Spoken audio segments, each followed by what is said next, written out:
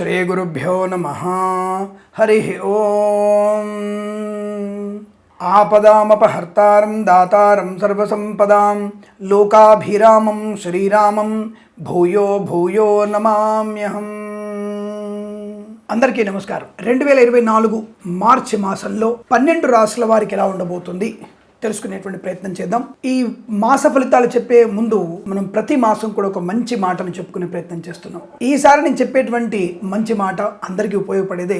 మీ పిల్లలకి వయసు మీరిన తదుపరి అంటే వారు ప్రయోజకులుగా ఉన్నటువంటి సమయాన్ని సందర్భాన్ని బట్టి మీరు పిల్లలకి వాహనం ఇప్పించే ప్రయత్నం చేయండి. దయచేసి కొన్ని ప్రాంతాలలో వాళ్ళు చేసినటువంటి ర్యాష్ డ్రైవింగ్, అనవసరమైనటువంటి ఖర్చులు, అనవసరమైనటువంటి వ్యసనాలు, దానికి తోడు వాహన వేగం, ఇది మీకు ప్రమాదాన్ని, కుటుంబ వ్యక్తులని పోగొట్టుకునేటువంటి ప్రయత్నం జరగబోతోంది. జాగ్రత్తగా ఉండండి. వాళ్ళకి లైసెన్స్ లేకుండా వాహనం ఇవ్వడం ప్రమాదం. అలాగే హెల్మెట్ లేకుండా, లైసెన్స్ ఉన్నప్పటికీ హెల్మెట్ లేకుండా ప్రయాణం, ఏదో క్రాఫ్ట్ పాడైపోద్దాను, జుట్టు ఊడిపోద్దాను, సంథింగ్లో ఊడిపోయిన జుట్టు ఏదో విగ్గు పెట్టుకోవచ్చు, కానీ పోయిన ప్రాణాన్ని మరొక ప్రాణంతో భర్తీ చేసుకునే అవకాశం ఉండదు. కనుక తప్పనిసరిగా మీరు పిల్లలకి ఎట్టి పరిస్థితుల్లో వాహనం వయస్సు వచ్చిన తర్వాతనే ఇవ్వండి. అలాగే హెల్మెట్ లాంటి రక్షణ ఏర్పాట్లు ఉన్నప్పుడే వారిని బయటికి వెళ్లే ప్రయత్నం చేయమని చెప్పండి. మీరు తల్లిదండ్రులుగా ముందు మీరు మందలించండి. తర్వాతగా సామాజికమైనటువంటి బాధ్యత ఉన్నటువంటి పోలీసు వాళ్ళు కూడా ఇటువంటి పనిలోనే నిమిత్తం అవుతారు. వాళ్ళు ఏమి ఉట్టిగానే ఫోటోలు తీసి మిమ్మల్ని ఇబ్బంది పెట్టే ప్రయత్నం ఉండదు. ఈ విషయాన్ని మీరందరూ గ్రహించే ప్రయత్నం చేయండి. ప్రభుత్వాన్ని సహకరించండి. అలాగే మన కుటుంబాన్ని మనం రక్షణ చేసుకునే ప్రయత్నం చేద్దాం. ఇక మరొక మాట, తప్పనిసరిగా ఈ కల్తీ పదార్థాలని తయారు చేస్తున్న వ్యక్తుల్ని మనం తప్పనిసరిగా ప్రభుత్వానికి పట్టించే ప్రయత్నం చేయాలి. ఎందుకంటే ప్రజల యొక్క అనారోగ్యాన్ని కబళించేటువంటి వ్యక్తులు కొంతమంది ఈ నెయ్యిని, అలాగే నూనెల్ని, తర్వాత కొన్ని పదార్థాలని, లాస్ట్ కనీసం ఏదో క్షణంలో అయ్యేటువంటి ఉప్మా తయారు చేసుకునే విషయంలో కూడా ఆ రవ్వని కూడా కల్తీ చేస్తున్నటువంటి దుర్మార్గులు పక్కన చాలా మంది ఉన్నారు. అంటే నేను ఎందుకు చెప్తానంటే సామాజిక స్పృహ కోసం ఇది మనం కనుక అరికెట్టగలిగితే, అంటే అందరినీ అటువంటి దొంగ వ్యక్తుల్ని కనుక మనం పట్టించగలిగితే మన ఆహార భద్రత ఉంటుంది, ఆరోగ్య భద్రత ఉంటుంది, సామాజిక స్పృహ వల్ల 10 మందికి మేలు జరిగే అవకాశం ఉంటుంది. కాబట్టి ఇటువంటి పనులు మనం చేసే ప్రయత్నం చేద్దాం. ఇప్పుడు నా సబ్జెక్టులకు వచ్చినప్పుడు ఇటువంటి పనులు చేయమని జనాల్ని ప్రోత్సహించండి. ఇప్పుడు చెప్తున్న పేర్లు బైరి నరేష్, అలాగే బాబు, అలాగే కొద్దిమంది జన విజ్ఞాన వేదికల వాళ్ళు, ఇటువంటి వాటి ప్రోత్సహించండి. అప్పుడు సమాజం అనుకూలంగా మారుతుంది, విజ్ఞానవంతులు అవుతారు, ముందు ఆరోగ్యవంతులు అవుతారు. ఈ విషయాలు పెట్టేసి మా మీద, జ్యోతిష్కుల మీద పడే ప్రయత్నం చేయకండి. దేవుడు అనేటువంటి సనాతన ధర్మం మీద మీరు పడి ఏడ్చే ప్రయత్నం చేయకండి. ఇది నేను చెప్పొచ్చేది. నీ నమ్మకం నువ్వు పర్వాలేదు, నువ్వు నమ్మకంగా దేవుడు నమ్మకం మంచిదే, మాకు సంతోషం, మాకు ఇబ్బంది లేదు. మాకంటే ఎక్కువ మీరే ఆ దేవుడు స్మరణ చేస్తారు. మీరు ఎవరైనా సరే ఇప్పుడు స్పష్టంగా పేర్లు చెప్తాను. కొంతమంది నా పేర్లు ఊటంకిస్తారు కాబట్టి నేను ధైర్యంగా పేరు చెప్పగలుగుతాను, నాకేం భయం లేదు. నీ దేవుళ్ళ నమ్మకం నీది, నో ప్రాబ్లం. నీ కుటుంబము, నీ పిల్లలు, నువ్వందరూ కూడా అటువంటి నమ్మకం లేకుండానే బతకండి, హాయి సంతోషం. అనాదిగానే ఉన్నారు, అనాదిగానే ఒక కాలంలో కూడా, దేవుళ్ళ కాలంలో కూడా దేవుడు ఉన్నాడా అని చెప్పేసి మాట్లాడిన వాళ్ళు చాలా మంది ఉన్నారు. కాబట్టి విప్రనారాయణుడు కానీ, అలాగే విఠలుడు కానీ ఎదురు కూడా భగవంతుడు కనిపించడా, నాకు ఇంత చేయడా అని చెప్పేసి బాధపడ్డవాళ్ళు. కాబట్టి దేవుళ్ళ నమ్మకం నీది, నాకు అభ్యంతరం లేదు, నాకు ఎటువంటి నీ మీద ఇబ్బందికరమైనటువంటి వ్యాఖ్యానం కూడా లేదు. కానీ నా గురించి తప్పుడు ప్రవర్తనగా మాట్లాడితే, నా దేవుళ్ళకు తప్పుడుగా మాట్లాడితే అది ఎవరినైనా సరే మేము శునకాలతో సమానంగా చూస్తాం. ఇది మా గ్యారెంటీ. నీ మనోభావాలను దెబ్బకొట్టాం, మా మనోభావాలను దెబ్బకొట్టే ప్రయత్నం చేయకూడదు. అలాగే జ్యోతిష అంశాల గురించి జ్యోతిషం నేర్చుకున్న తర్వాత మాట ప్రయత్నం లేదంటాను, పరిశోధన చేద్దాం. ఎటువంటి వ్యతిరేకమైన వ్యక్తులకి సమాధానం ఇవ్వగలిగేటువంటి జ్యోతిష్కుడుగా, వేద పండితుడుగా, బ్రాహ్మణోత్తముడుగా తయారై, సద్బ్రాహ్మణుడిగా తయారై ఉన్నతమైనటువంటి ప్రజా ప్రయోజనం కలిగించే శాస్త్ర అభివృద్ధికి మనందరం పాటుపడాలి అని చెప్తున్నాను. కాబట్టి మీ అందరికీ ఒక చిన్న విజ్ఞప్తి, ఇటువంటి వాటి మీద మీరు ఫోకస్ చేయండి, జనోద్ధరణ కాపించండి, అంటరానిత నిర్మూలించండి. మాకు అభ్యంతరం లేదు, మేము కూడా అంతే. అంటరాని అలాంటి మాకు మంచిది కాదు, అస్పృశ్యత మాకు నచ్చదు, నేను దానికి నేను చాలా వ్యతిరేకిని. కాబట్టి ఇది సైన్స్గా దాన్ని అభివృద్ధి చేయడానికి ఎటువంటి కాదు. మూఢనమ్మకం నేను వద్దంటాను. జ్యోతిష్యం మూఢనమ్మకం కాదు, సశాస్త్రీయమైనది. కాబట్టి ఇలాంటి విషయాల గురించి సామాజిక స్పృహతో పిల్లలు ఎలా ఉండాలి, ఎటువంటి వ్యసనాలకు లోకుండా ఉండాలి, ఎటువంటి పరీక్షలు రాయాలి, ఎటువంటి పరీక్షలు ఎప్పుడు ఎలా సన్నద్ధం కావాలి, పిహెచ్డి లాంటి పెద్ద పెద్ద చదువులను మీరందరూ కూడా పిల్లల్ని ఇలా చైతన్యవంతులు చేస్తే వారు హాయిగా ఆనందమే జీవనాన్ని పొందుకుంటారు. ఇది నేను ఒకసారి తెలియజేస్తూ, ఇటువంటి వాటికి మనం ప్రోత్సాహిస్తూ, పాటుపడుతూ సమాజ ఉద్ధరణకి మనం పాటుపడాలని కోరుకుంటూ, సర్వేజన సుఖినో భవంతు. ప్రేమతో మీ కిరణ్ శర్మ. నచ్చితే 10 మందికి పంచండి, నచ్చకపోతే మీరు ఆటోమేటిక్గా అన్సబ్స్క్రైబ్ చేయవచ్చు, నో ప్రాబ్లం. శుభమస్తు. నమస్కారం.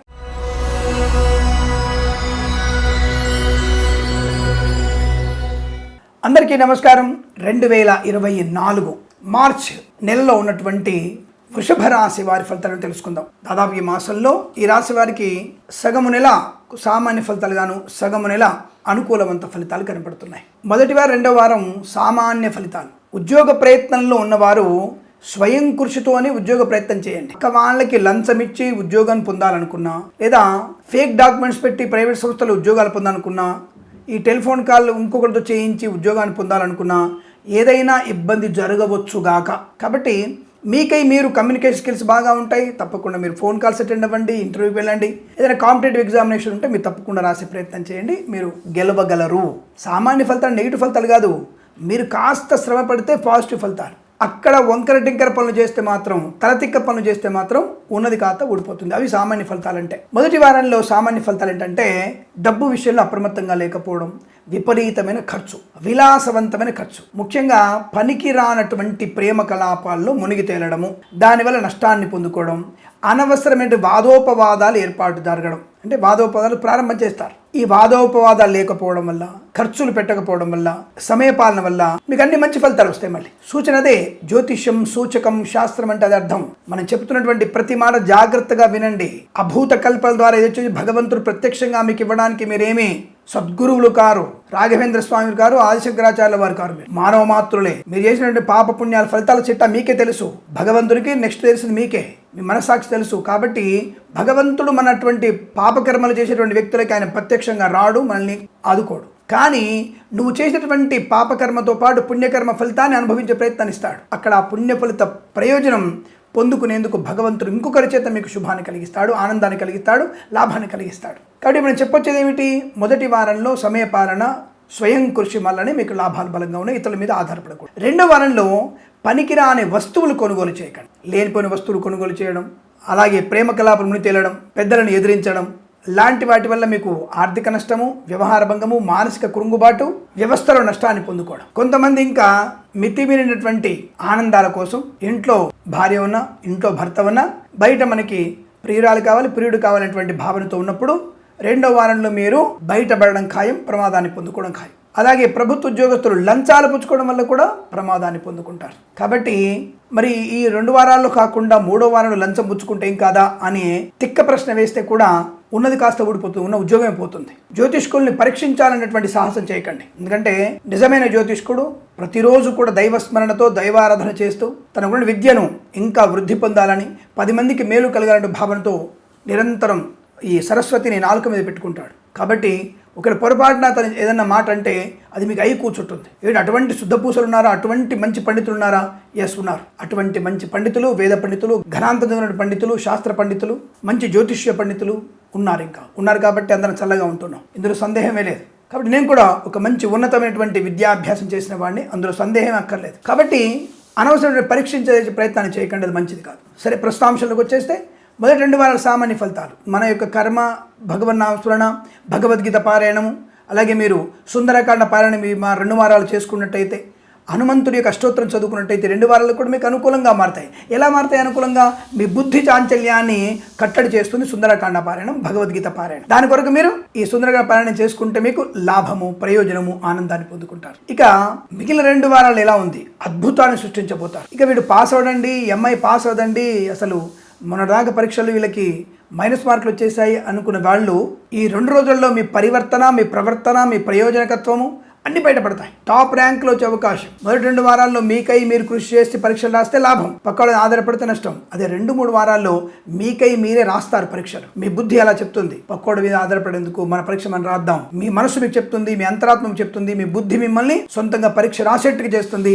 ఆ రాత మీకు అద్భుతమైనటువంటి ప్రయోజనాన్ని, మీ తలరాతని మార్చేటువంటి అవకాశాన్ని కలిగిస్తుంది. బెటర్ పర్సెంటేజే, మోర్ దెన్ 85%, 90% వస్తుంది. మీరు ఎక్కడికైతే విదేశాలు వెళ్ళాలనుకున్నారో, ఏ పరీక్ష సన్నద్ధులు అవుతున్నారో, ఏ ప్రమోషన్ కోసం ప్రయత్నం చేస్తున్నా, ఆయా పరీక్షల్లో మీరు తప్పకుండా దాని విజయాన్ని పొందుకుంటారు. అటువంటి శుభయోగాలు కలుగుతున్నాయి 3-4 వారాల్లో. విద్యా పరిపూర్ణత, వృత్తి ఉద్యోగాదుల లాభం పొందుకోవడం, ప్రమోషన్లు, ఇంక్రిమెంట్లు, బదిలీలు, స్థిరత్వాన్ని పొందుకోవడం, అలా అనేక రకాల ఉద్యోగంలో కూడా లాభాలు పొందుకునే అవకాశం బలంగా కనబడుతుంది. ప్రేయసిపుల సఖ్యత బాగా ఉంటుంది, పెద్దల అంగీకారాన్ని పొందుకునే అవకాశాలు, వైవాహిక జీవనానందాన్ని పొందుకోవచ్చు, శుభకరమైన సంతాన వార్తలు పొందుకోవచ్చు.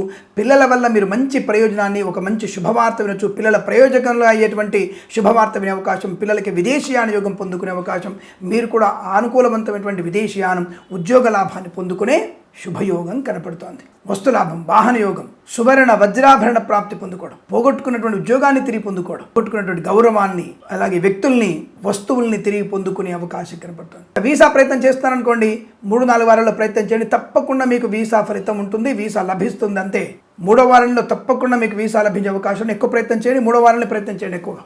4వ వారంలో కూడా అవకాశం ఉంది. 3వ వారంలో చాలా సానుకూల ఫలితాలు ఉన్నాయి. మీకు విదేశాలు వెళ్ళడం ఖాయం, రుణపీడా పరిహారం ఖాయం. విదేశాల్లో కూడా మీరు నూతన స్వగృహ ప్రాప్తి. విదేశాలు ఉన్న వారికి 3వ వారం 4వ వారంలో గ్రీన్ కార్డ్, PR, H1B వీసాలు పొందుకునే అవకాశం కనబడుతోంది. మాట తీరు అందరూ ఆకట్టుకునే అవకాశం. కళాకారులకి, క్రీడాకారులకి లాభం చూస్తే స్వదేశంలో, విదేశాల్లో మంచి ప్రదర్శనలు కనబడుతున్నాయి. ముఖ్యంగా క్రీడాకారులకి రివార్డులు బాగా వస్తాయి. ఈ రాశి వారికి, కళాకారులకి ఉన్నతమైనటువంటి కళా ప్రదర్శన ఏర్పాటు చేసుకునే అవకాశం కూడా కనబడుతుంది. రాజకీయ రంగంలో మంచి పదవి లభించవచ్చు, నియోజకవర్గంలో గౌరవం లభించవచ్చు. అలాగే సినిమా రంగంలో వ్యాపార లాభాన్ని కూడా పొందుకునే అవకాశం. వస్తు లాభము, వాహన యోగము, విద్యాలాభము, ఉద్యోగ లాభము, విదేశీయానము, బంధులాభము, సోదర మైత్రి, మిత్రుల సహకారం వల్ల ఉద్యోగ లాభము, కుటుంబ సౌఖ్యము, మాతాపితృల సౌఖ్యాన్ని పొందుకోవడం, తల్లిదండ్రుల ఆరోగ్యం బలంగా ఉండడం, మాతృ సంబంధ వర్గీయుల నుంచి శుభవార్త వినడం, ఇంట్లో ఏదైనా వివాహ సంబంధ వేడుకలు జరగడం, పోగొట్టుకున్నటువంటి సువర్ణ వజ్రాభరణాలు వాహనంగా దొరికే అవకాశం, ప్రభుత్వ రంగ సంస్థల ఉద్యోగ లాభం, విద్యార్థి విద్యానుకూలత, LIC, మెడికల్, గృహ నిర్మాణ ఏజెంట్లకి లాభాలు, సీనియర్ సిటిజన్స్కి, మహిళా మండలికి, నర్సరీ తోటలు, పూజా ద్రవ్యపరంలోను, సోషల్ మీడియా, సాటిలైట్ జర్నలిస్టుల వారికి లాభాలు, వేద పండితులు, పురోహితులు, బ్రాహ్మణత్వం, కులవృత్తుల వారికి, జ్యోతిష్య పండితులకు అనుకూలత, రైతన్నలకి బ్రహ్మాండమైన పంట దిగుబడి, పూలు, పళ్ళు, కూరగాయలు, మినపగుళ్ళు, చింతపండు, బెల్లము, మిర్చి, పత్తి, సూపర్ మార్కెట్, కిరాణా వ్యాపారంలో లాభాలు పొందుకోవచ్చు. విద్యాలయ, వ్యాయామ, చిట్ ఫండ్, ఫైనాన్స్, స్వర్ణకార వ్యాపారస్తులకి, ఆటోమొబైల్, ఎలక్ట్రికల్ వ్యాపారంలో కూడా లాభాలు ఉన్నాయి. మత్స్యకారులకి మత్స్య సంపద, రోజులు, చేపల చెల్లెల వారికి లాభంగా ఉంటుంది. Boutiques, beauty parlour, bamboo depot, బాణసంచ కర్మ, టైల్ల వ్యాపారం, ముద్రణాలలో లాభాలు పొందుకోవచ్చు. కన్స్ట్రక్షన్, రియల్ ఎస్టేట్, మద్యపానం, హోటల్, ఇంటీరియర్, ఎక్స్టీరియర్, ఫర్నిచర్, గాజు పరిశ్రమలో కూడా మంచి లాభాలు ఉన్నాయి. ప్రశాంతమైన ఆరోగ్యవంతమైన జీవనం, విదేశాల్లో కూడా అనుకూలత, గృహయోగము, ధనయోగము, share market, speculation, communities, cryptocurrency, bitcoins, lottery level జూదం వల్ల ధన ప్రాప్తి పొందుకోవడం, వైద్యులకు, వైద్య బృందాల వారికి, న్యాయవాదులకు కలిసి వచ్చినటువంటి అదృష్ట యోగాలు, వేద పండితులు, పురోహితులు, బ్రాహ్మణత్వం, కులవృత్తుల వారికి, జ్యోతిష్య పండితులు కూడా మంచి లాభాలు పొందుకునే అదృష్ట యోగం. ఇచ్చిన మాట నిలబెట్టుకోగలగడం, కుటుంబ సభ్యులతో విహారయాత్రలు, విదేశాయాత్ర, తీర్థయాత్ర చేసే అవకాశం, అలాగే చాలా మంచి వ్యక్తులతో పరిచయం, కొత్త వ్యాపార ప్రారంభాన్ని చేసే అవకాశాలు, విలువైనటువంటి వస్తువాహన సామాగ్రి కొనుగోలు చేసే అవకాశం కనబడుతోంది. ఈ మాసం మొత్తం కూడా మీకు అత్యంత అనుకూలవంతమైన మాసంగా చెప్పబడుతుంది. ఈ మాసం ప్రతి మాసం కూడా మీకు ఆనందమయ శుభజీవనం పొందాలని కోరుకుంటూ సర్వే జనా సుఖినో భవంతు. స్వస్తి ప్రజాభ్య పరిపాలయంతాం న్యాయేన మార్గేణ మహిమహేషాః గోబ్రాహ్మణేభ్యః శుభమస్తు నిత్యం. లోకా సమస్తా సుఖినో భవంతు.